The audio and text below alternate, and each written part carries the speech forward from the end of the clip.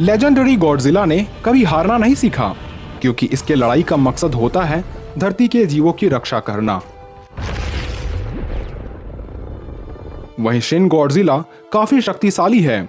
इसके द्वारा किए गए तबाही को देख लोगों ने मान ही लिया था कि अंत करीब है, लेकिन उसके बावजूद भी इसे मार दिया गया।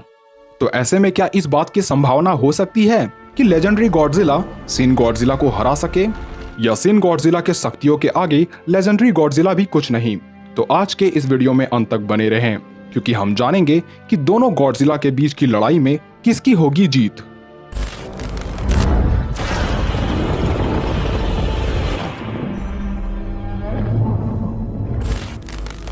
अगर बात करें शिन गॉडजिला की, तो ये एक समुद्री जीव था जो न्यूक्लियर वेस्ट के कारण एक खूंखार मॉन्स्टर में तब्दील हो जाता है।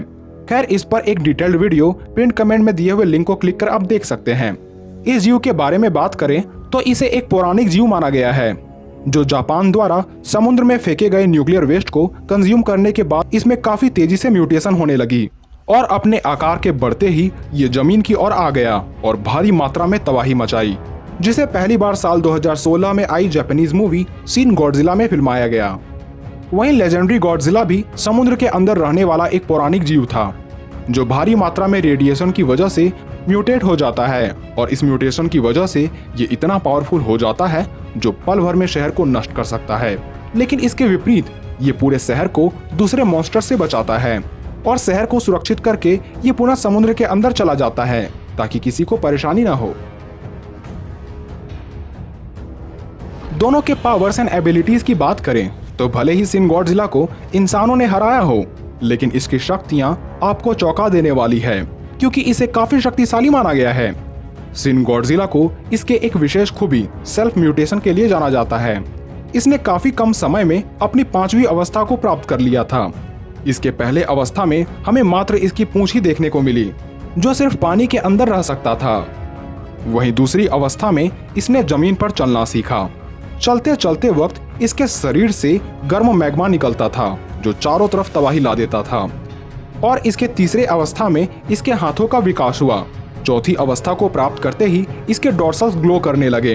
वहीं 5वीं अवस्था में इसने चारों ओर मौत ही लाकर रख दिया, क्योंकि इसके एटॉमिक रे इसके डॉर्सल प्लेट से भी निकलने लगते हैं। साथ ही इसके ये अवस्था में ये उड़ भी सकता है। वैसे म्यूटेशन लेजेंडरी गॉडजिला में भी देखी गई, जिसमें से इसके बर्निंग स्टेट में इतनी शक्ति आ जाती है जिसके दम पर इसने किंग गिदोरा को भी मार डाला। दोनों के ताकत और कॉम्बैट की बात करें तो हमें पूरे शिन गॉडजिला में गॉडजिला को किसी भी मॉन्स्टर से लड़ता नहीं दिखाया गया। अब हो सकता है कि इसने जमीन में ज्यादा देरी तक समय ना बिताया हो। साथ ही इसके सामने किसी मॉन्स्टर ने भी अपने पैर नहीं रखे, इसलिए इसके कॉम्बैट हमें देखने को नहीं मिला। लेकिन इसके स्ट्रेंथ यानी ताकत की बात करें तो ये चलने मात्र से ही पूरे बिल्डिंग को नष्ट कर सकता है। ये 390 फीट लंबा और 99,000 टन भारी है, इसलिए इसकी शक्तियां काफी अधिक है। वहीं लेजेंडरी गॉडजिला हमें कॉम्बैट करता भी दिख चुका है, चाहे वो मेल म्यूटो से क्लैश करना हो या कॉन्ग से लड़ना हो। बिना स्पेशल पावर के यूज किए बिना भी ये बैटल को जीत सकता है, इसलिए बैटलफील्ड में बेशक लेजेंडरी गॉडजिला शिन गॉडजिला पर भारी पड़ेगा। दोनों की ड्यूरेबिलिटी की बात करें तो शिन गॉडजिला को मारने के लिए कई मिशन बनाए गए, चाहे वो मिसाइल से हमला करना हो, टैंक से हमला करना हो या इस पर बॉम्ब से हमला करना हो। इस पर किए गए सभी अटैक्स विफल हो गए थे।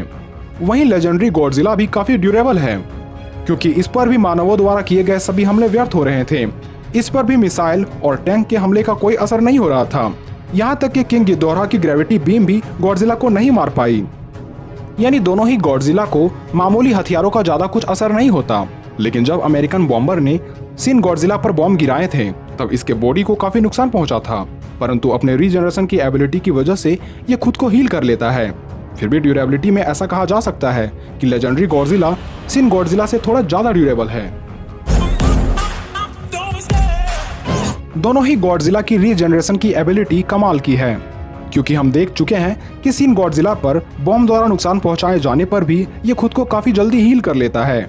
वहीं लेजेंडरी गॉडजिला भी अर्थ के एनर्जी तथा एटॉमिक एनर्जी को एब्जॉर्ब करके खुद को काफी जल्दी हील कर सकता है, इसलिए रीजनरेशन में दोनों को ही बराबर माना जा सकता है।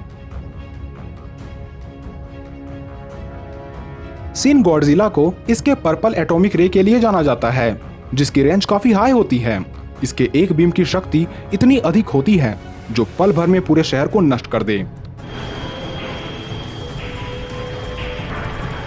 साथ ही इसके एटॉमिक रे से पहले इसके मुंह से फायर निकलता है, जो सामान्य सी ज्वाला नहीं बल्कि रेडिएशन वाली आग होती है। वहीं लेजेंडरी गॉडजिला का एटॉमिक ब्रेथ लाइट ब्लू रंग का होता है, जो काफी हीट को प्रदर्शित करता है। इसके एटॉमिक रे से भी पूरा शहर नष्ट हो सकता है और इसी एटॉमिक रे के दम पर इसने मेल म्यूटो को भी मारा था। लेकिन इसकी रेंज सिन गॉडजिला जितनी नहीं होती और ना ही यह सिन गॉडजिला जितनी देरी तक अपने रे को होल्ड कर सकता है।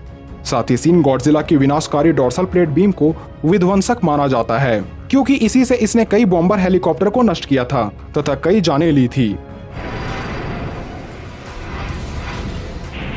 साथ ही सिन गॉडजिला अपने पूंछ से लेजर बीम की तरह टारगेट को नष्ट कर सकता है। इसलिए सिन गॉडजिला एटॉमिक रे के मुकाबले में लेजेंडरी गॉडजिला से काफी आगे है।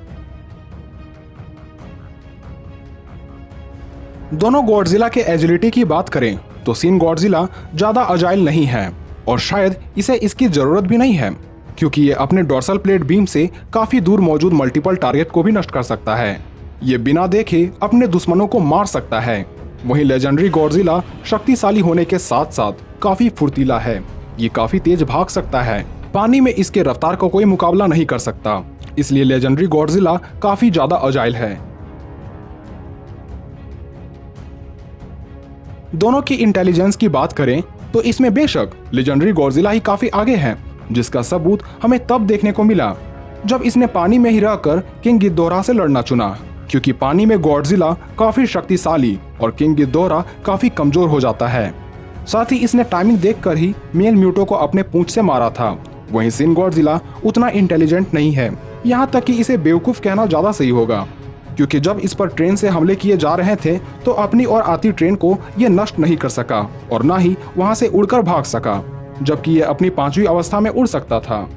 यानी इंटेलिजेंस में लेजेंडरी गॉडजिला सबसे आगे है, शायद इसलिए इसे किंग ऑफ द मॉन्स्टर कहते हैं। इसके अलावा दूसरे खूबियों की बात करें तो एक और जहां सिन गॉडजिला अपने शरीर से मैग्मा निकाल सकता है, वहीं अपने न्यूक्लियर पल्स से लेजेंडरी गॉडजिला पूरे सिटी को नष्ट कर सकता है।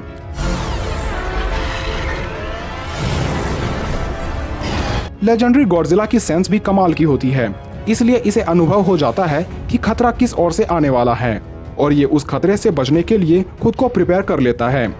फाइटिंग एक्सपीरियंस में भी लेजेंडरी गॉडजिला काफी आगे है, तो जब कभी दोनों की लड़ाई होती है तो अपने सूझबूझ की वजह से लेजेंडरी गॉडजिला सिन गॉडजिला पर भारी पड़ सकता है, या इंसानों की मदद से ये सिन गॉडजिला के ब्लड को जमा कर मार भी सकता है। खैर, आपका इस पर क्या राय है, हमें कमेंट में लिखना ना भूलें।